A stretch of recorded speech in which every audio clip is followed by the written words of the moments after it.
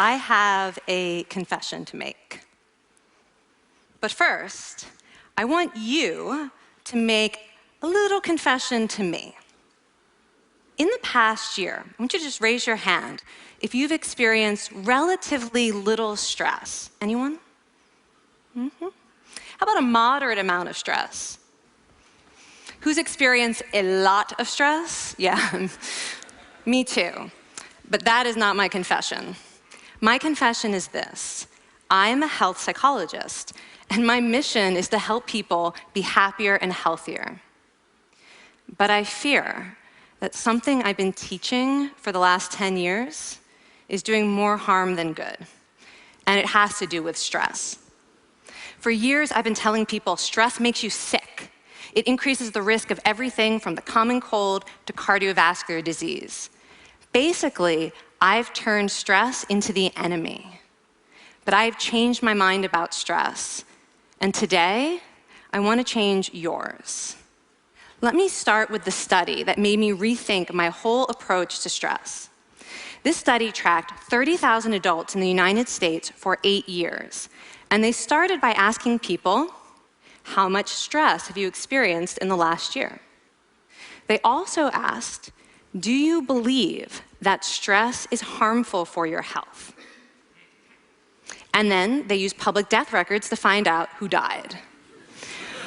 Okay, some bad news first. People who experienced a lot of stress in the previous year had a 43% increased risk of dying. But that was only true for the people who also believed that stress is harmful for your health. People who experienced a lot of stress but did not view stress as harmful were no more likely to die. In fact, they had the lowest risk of dying of anyone in the study, including people who had relatively little stress. Now, the researchers estimated that over the 8 years they were tracking deaths, 182,000 Americans died prematurely, not from stress, but from the belief that stress is bad for you.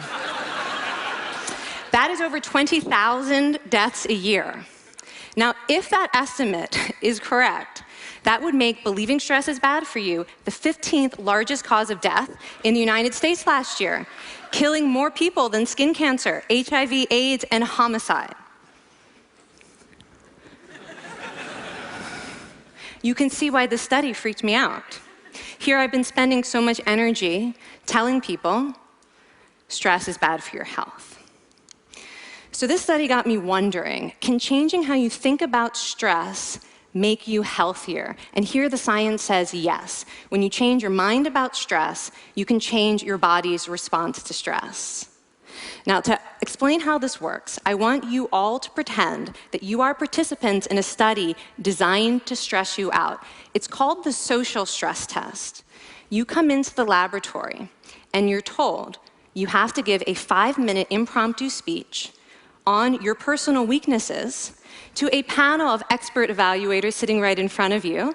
And to make sure you feel the pressure, there are bright lights and a camera in your face, kind of like this.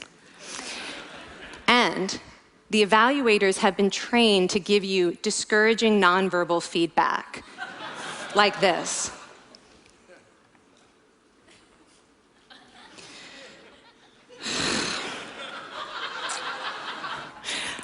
Now that you're sufficiently demoralized, time for part 2, a math test.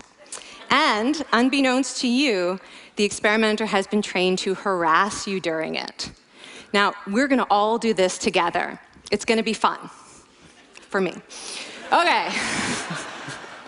I want you all to count backwards from 996 in increments of 7. You're gonna do this out loud as fast as you can, starting with 996. Go.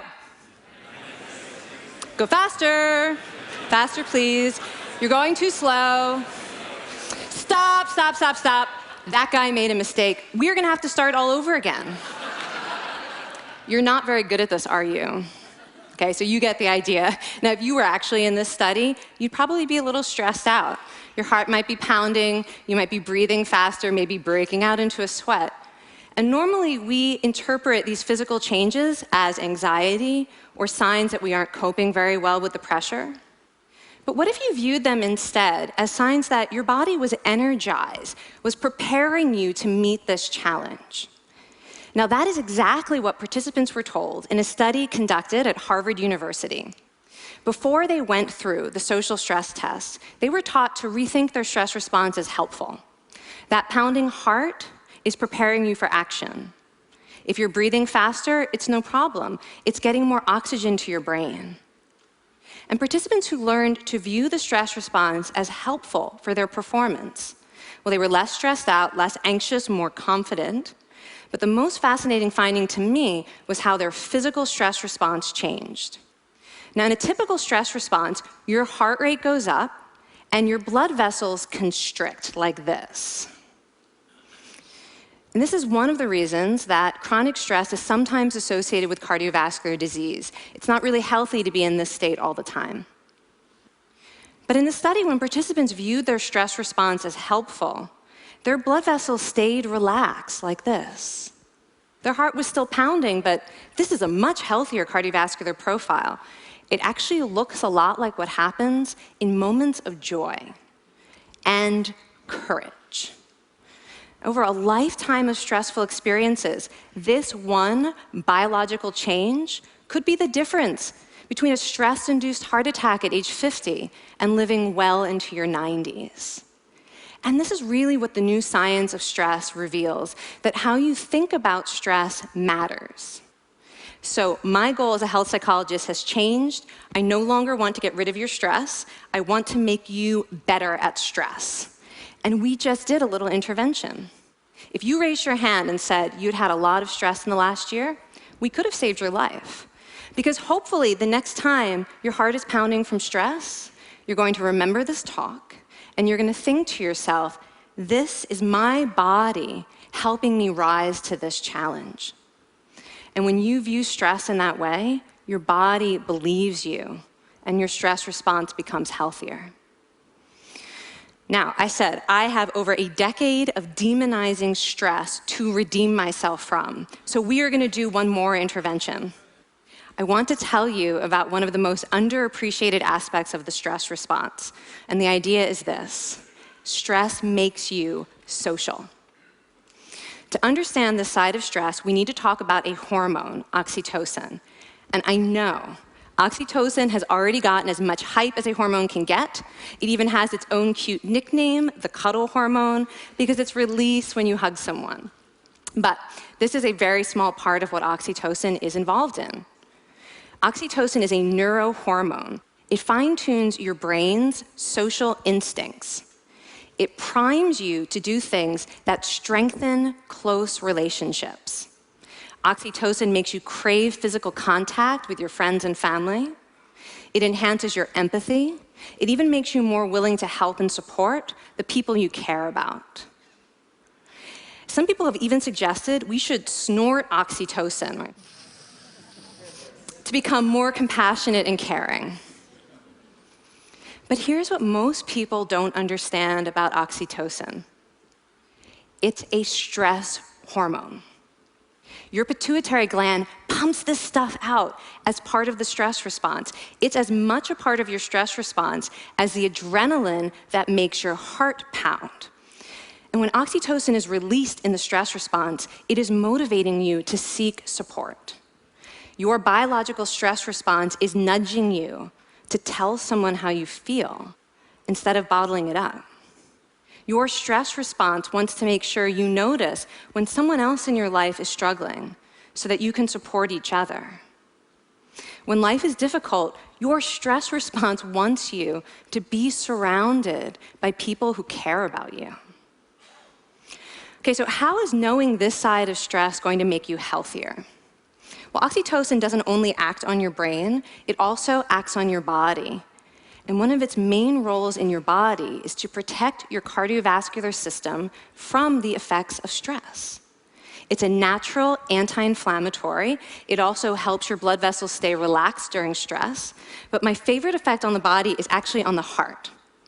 Your heart has receptors for this hormone. And oxytocin helps heart cells regenerate and heal from any stress-induced damage. This stress hormone strengthens your heart. And the cool thing is that all of these physical benefits of oxytocin are enhanced by social contact and social support. So when you reach out to others under stress, either to seek support or to help someone else, you release more of this hormone, your stress response becomes healthier, and you actually recover faster from stress. I find this amazing that your stress response has a built-in mechanism for stress resilience. And that mechanism is human connection. I want to finish by telling you about one more study. And listen up, because this study could also save a life. This study tracked about 1,000 adults in the United States, and they ranged in age from 34 to 93. And they started the study by asking, how much stress have you experienced in the last year? They also asked, how much time have you spent helping out friends, neighbors, people in your community? And then they used public records for the next 5 years to find out who died. Okay, so the bad news first. For every major stressful life experience, like financial difficulties or family crisis, that increased the risk of dying by 30%. But, and I hope you are expecting a but by now, but that wasn't true for everyone. People who spent time caring for others showed absolutely no stress-related increase in dying, 0. Caring created resilience. And so we see once again that the harmful effects of stress on your health are not inevitable. How you think and how you act can transform your experience of stress. When you choose to view your stress response as helpful, you create the biology of courage. And when you choose to connect with others under stress, you can create resilience. Now, I wouldn't necessarily ask for more stressful experiences in my life, but this science has given me a whole new appreciation for stress. Stress gives us access to our hearts. The compassionate heart that finds joy and meaning in connecting with others. And yes, your pounding physical heart working so hard to give you strength and energy. And when you choose to view stress in this way, you're not just getting better at stress, you're actually making a pretty profound statement. You're saying that you can trust yourself to handle life's challenges. And you're remembering that you don't have to face them alone. Thank you. Thank you.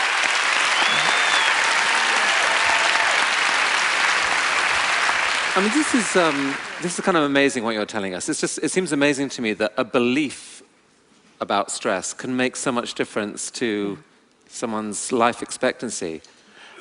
How would that extend to advice? Like if someone's making a lifestyle choice between, say, a stressful job and a non-stressful job, does it matter that which way they go, that it's equally wise to go for the stressful job so long as you believe that you can handle it in some sense? Yeah, and one thing we know for certain is that chasing meaning is better for your health than trying to avoid discomfort. And so I would say that's really the best way to make decisions, is go after what it is that creates meaning in your life, and then trust yourself to handle the stress that follows. Thank you so much, Kelly. Thank you. It's really cool.